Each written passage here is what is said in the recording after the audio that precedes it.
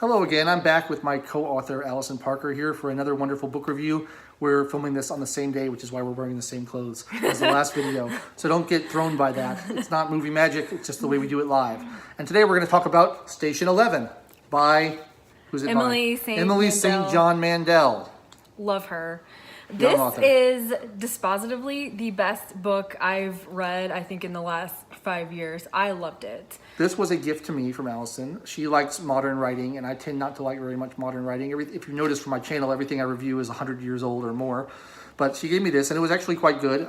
Don't be surprised that I give you a book Emily that St. was John quite good. Mandel is a young author. I think this is her first book, and she's like 25 years old, which is frustrating for those of us who are trying to write books and get No published kidding. and are not succeeding. But, you know, we try not to have sour grapes or bear people ill will for their success, even though we secretly do. What is sour grapes, though? I mean, isn't that wine? I didn't want it anyway. Okay. Yes. Well, what I love about this book it is up. that it's a Show it to genre the bender. I mean, if you want a post-apocalyptic novel that's not as gritty, grisly, and just depressing as Cormac McCarthy's The Road or something like that, you can get a sampling of dystopia with What moments is the of book levity. about, Alison? Give the people a Oh. little, like, one-sentence elevator pitch.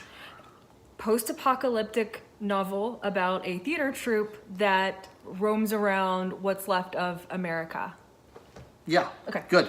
There's lots of cool jumping back and forth in time, like going back to before the apocalypse happened, what people were doing, and then afterwards. And it's interesting to see how their stories develop and how they travel across the country, and people get together and people fall apart and people die. Spoilers, and all kinds of stuff happens. People die in a post-apocalyptic novel? Spoilers. You are going to have a lot of feels from this book. You're going to feel very attached and sad. You're going to feel moved.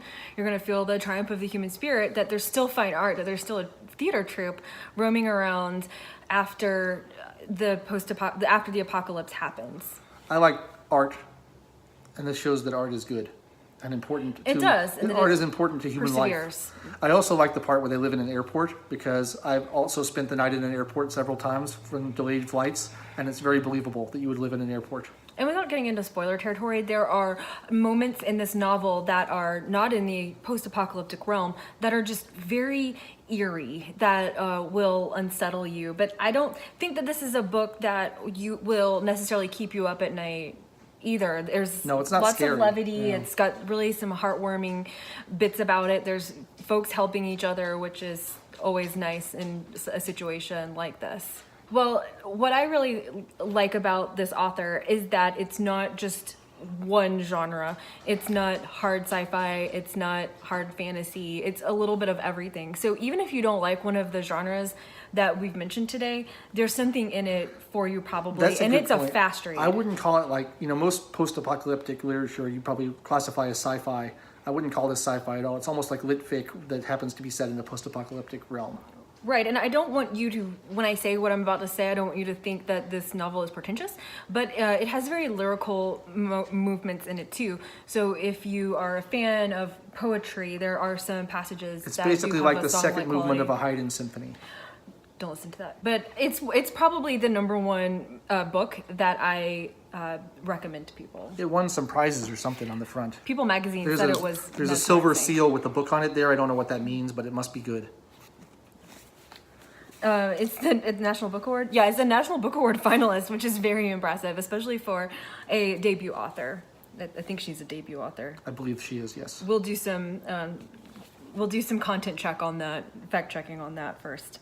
One quick thing. Yeah. They're doing a production of King Lear, and there's a very excellent version of King Lear from England that's broadcast sometimes that Sir Ian McKellen is in, and there's a new one, I think, is it on Amazon, that Anthony Hopkins stars as King Lear. Well, Now is the winter of our discontent.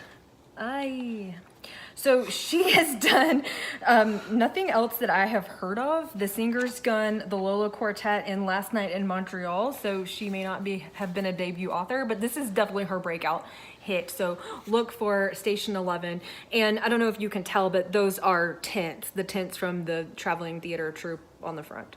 Thanks for watching, guys. I've been Logan Albright. This is my cohort, Alison Parker. I'm We'll a be back cohort. again. Very cohorty of Yeah. you. Thanks for cohorting today. Absolutely. All right, we'll see you guys next time. Take it easy. Can't hort by yourself.